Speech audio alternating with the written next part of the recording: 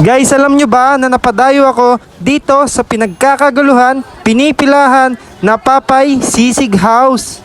Hindi lang basta ordinary, mala extraordinary ang sineserve nilang sisig dito. Sa nakasanayan natin na maskara ng baboy, ang kinakain nating sisig ay ibahin nyo itong Papay Sisig House. Kahit bata at matanda ay mapapakain talaga dito. Dahil nga ito sa kanilang crispy, crunchy, lechon kawali sisig. Bale, pagpupunta ka nga pala dito ay hanapin mo si Ate Susan, ang may-ari ng Papay Sisig House. At hindi nga lang pala sisig ang mga sineserve nila dito, marami ka talagang pagpipilian.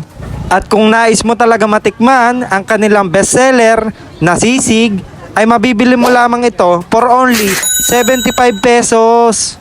Hindi ka talaga mabibitin dahil sa halagang 75 pesos ay meron ka ng 100 grams na lechong kawaling sisig. At kapag pumunta ka nga pala dito ay talagang makikita mo kung paano nila ginagawa ito dahil nga made to order sila. At dahil nga patok na patok ang sisig ni Ate Susan ay walang humpay rin ang kanyang pagtatadtad. Bali, nag-o-open nga pala sila dito ng 5 PM hanggang alas 10 ng gabi. At kung minsan naman ay alas 10 pa, ay wala na sila. Dahil nga, hindi maipagkakaila na dinadayo at dinudumog itong sisigan na ito. At kung pupunta nga pala kayo, ay katabi lang sila ng Knickerbocker at itong fishball ni Mina. At makikita mo talaga na kung anong ingredients ang mga nilalagay nila. Kakaiba nga talaga ang lasa nito dahil nga sa secret ingredients nila. Artista na ba? At kitang-kita mo naman sa dami ng white onion na nilalagay nila ay sibuyas pa lang ay talagang ulam na. At take note na iseserve talaga nila ito sa iyo nang mainit pa.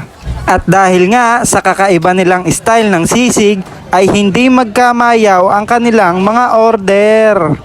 At kung gusto mo nga kumain ng dine-in sa kanila ay meron silang maliit na lamesa sa bandang likuran nila.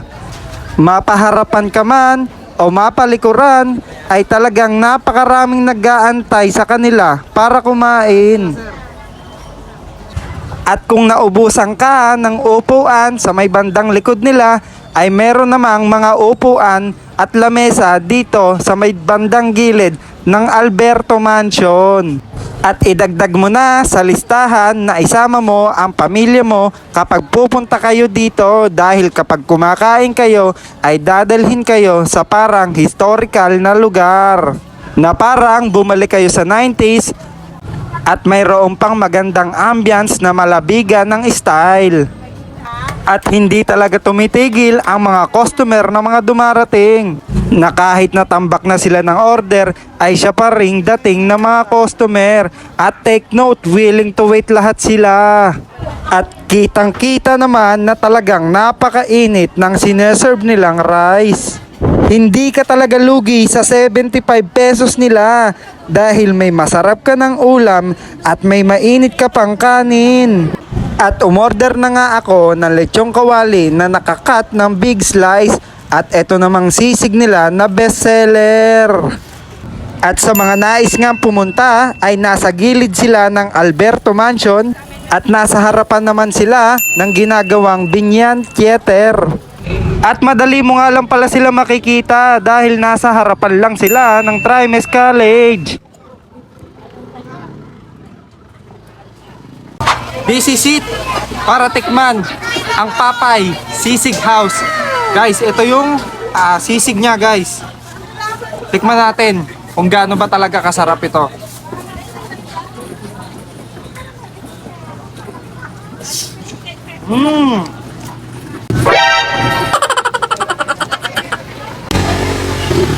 Guys, this is it. Ang lechong kawali ng Papay Sisig House. Guys, tignan nyo, oh. Mukhang crunchy na crunchy. Mukhang swak na swak kapag kinain. Tara, try natin. First bite.